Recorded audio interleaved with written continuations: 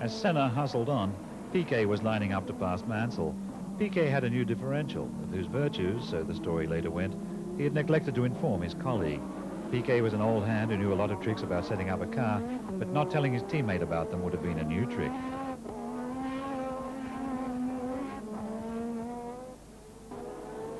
Prost got past Tambay into fourth position. Senna was still ahead, but he could see Piquet in his mirrors. Patresi's low car climbed the low curb and got stuck there with even less rear-end traction than usual.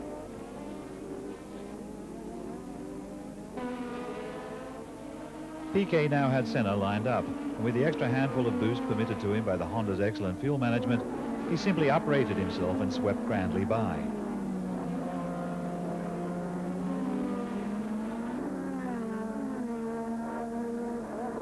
Fabi tried the same thing with Alboreto, but he locked up at least 2 brakes and hit the dirt. Piquet motored on. His routine tire stop dropped him to second place behind Senna.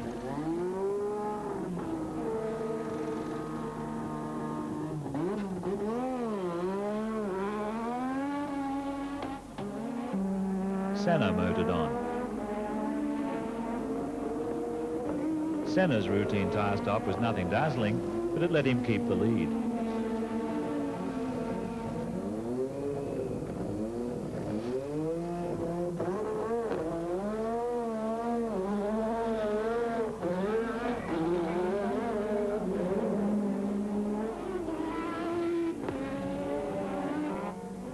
Piquet, however, still had power in reserve. Once again, he prepared to cruise by. But Piquet had rather overdone the late braking. Senna dived inside and Piquet had to start again.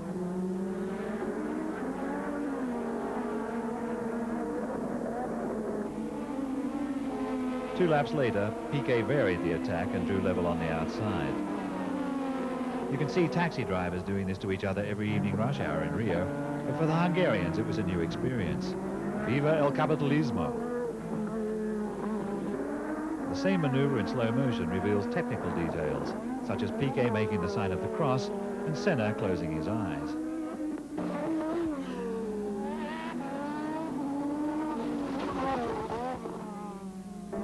Piquet went on to win, which put him in a better mood, although the atmosphere in the Williams team was not calculated to improve when Mansell found out that he might have gone faster if Piquet had shared the facts and info.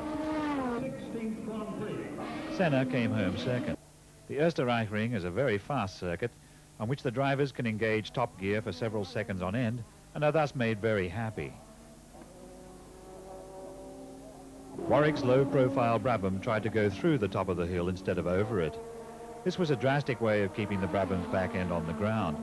The car was one of the fastest through the speed traps, but it would not behave. Warwick's frustration was growing. Extinguisher.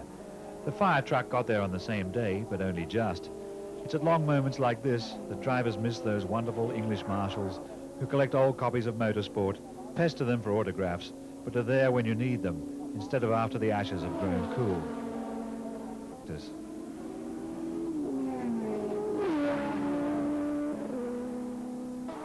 Yet it was Fabi's Benetton that went even faster than Berger and got the pole. Benettons in the front row, a whole new picture. For the first time in 1,000 years, there was no accident at the start. The McLarens chased the Benettons up to the first corner, with both Williams and Senna's Lotus a bit further back.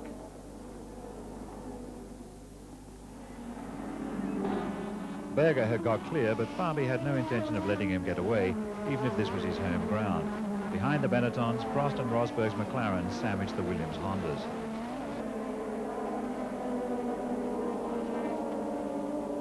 Senna watched Rosberg warily as the Finn flailed with impatience.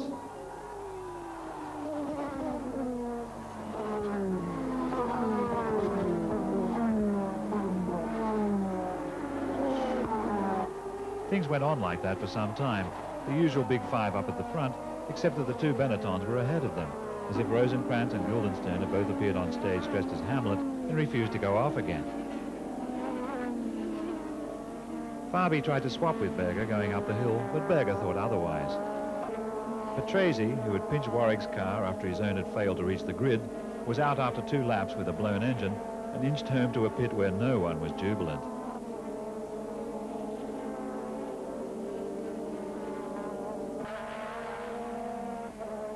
The left rear suspension of Nannini's Minardi snapped, and he saw a lot of Austria spinning around his head before he plunged into the tall grass and everything went brown and green.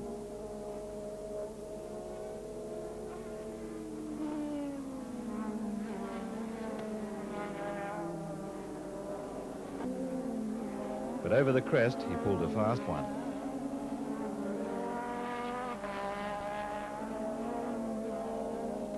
Fabi was in front, but the car had taken too much punishment. Berger got the lead back straight away. Fabi went slower and slower and finally retired.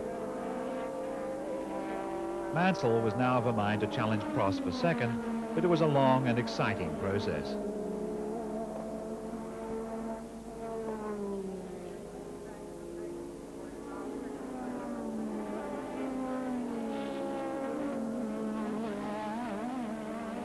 Mansell now led.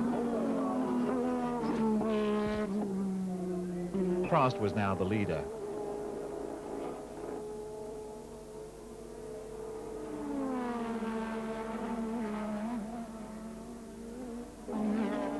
Tombé's Lola had been running a creditable 4th, but Johansson's Ferrari had been sitting behind it.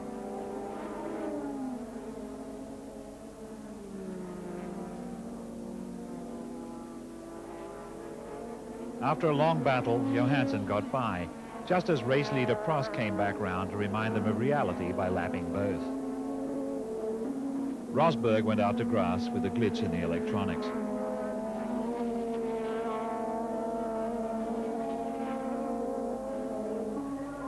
Prost won the race.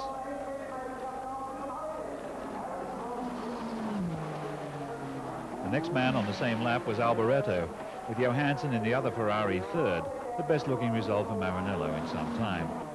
To the immense relief of all Italy, he was able to drive. To the ecstasy of all Italy, the Ferrari went better than it had done for some time. Fabi's Benetton went even better, and he got the pole. When it did, Berger outdragged Mansell, with Piquet, Arnoux and Alboreto all chasing them.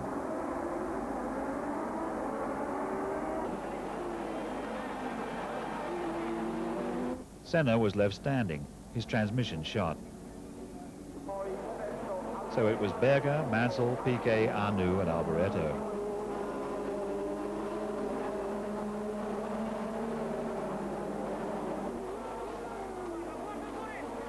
With all Italy watching, Alboreto went past Arnoux into 4th spot, as Rosberg tried to shake off Johansson, the honorary Italian.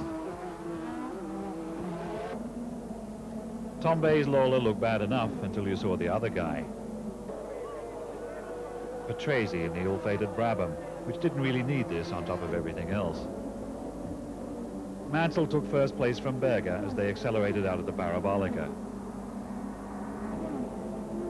Then Piquet went past Berger into 2nd place, with Alboreto also looking ambitious.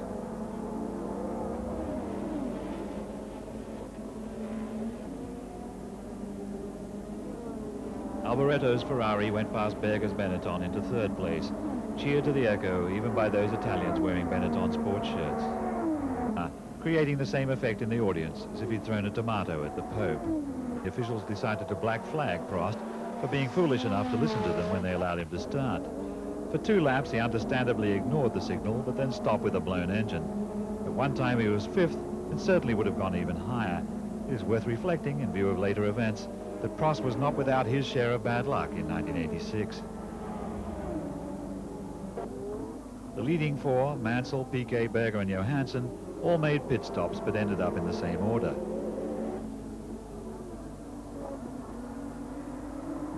Piquet, however, now saw the possibility of demoting his teammate to 2nd place. In the days of team orders, this sort of racing between colleagues was never allowed to happen, to the sport's great loss. It's one of the ways in which Grand Prix racing has definitely improved. although Mansell might not exactly have been ecstatic when Piquet went by into the lead. Fabi went out in the middle of the Gobi Desert. Piquet took the checkered flag, with Mansell second, followed home in third place by Johansson's Ferrari. The two Williams Hondas looked very dominant indeed.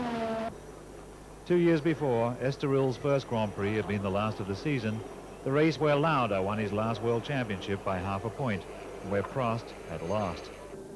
The 1986 championship wouldn't conclude here, but it might be decided. By this stage, points were getting crucial. Berg's McLaren was painted yellow to match the local Marlboro packet. It had full backing from his teammate as he faced up to the slim chance of keeping his championship. Mansell could perhaps not count on similar self-sacrifice from Piquet. For Senna, racing for the pole in his team of one, the question didn't arise. At the green light, Mansell outdragged Senna towards the first corner.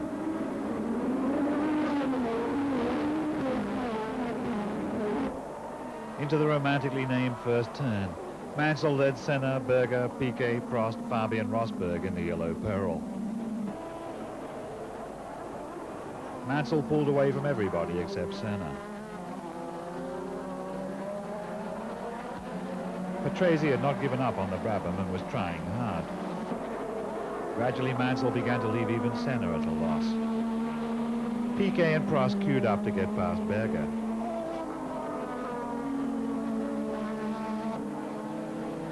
Piquet finally got by.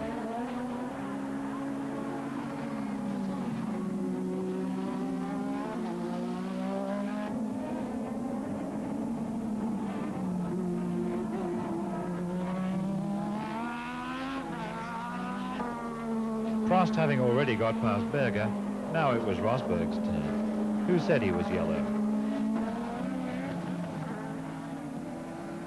Jones, whose short period of euphoria with the Lola was by now over, spun out, got out, and walked out. Mansell ran on in first place. And Senna in second. Mansell came in for new wheels.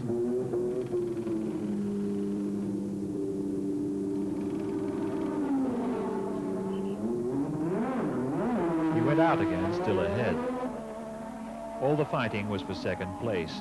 Senna, Piquet and Prost slugged it out. Warwick was already having a miserable time in the Brabham and didn't need a bonfire on top of it. Mansell rollicked along on top of his form, all his confidence restored. Far back, Senna, Piquet and Prost were still at it, their life made even more interesting by a Portuguese marshal.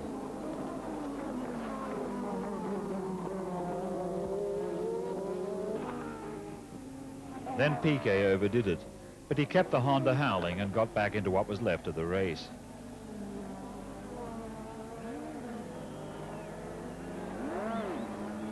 The race was most decisively won by Mansell, although he had been well aided by the Honda engine's cleverly computerized capacity for delivering more horsepower per hour. Senna's Lotus Renault did not enjoy this advantage, and once again he had to fishtail home, sinking from second place. So Prost came second and Piquet third. Fabi ran out of gas. Senna trickled in fourth.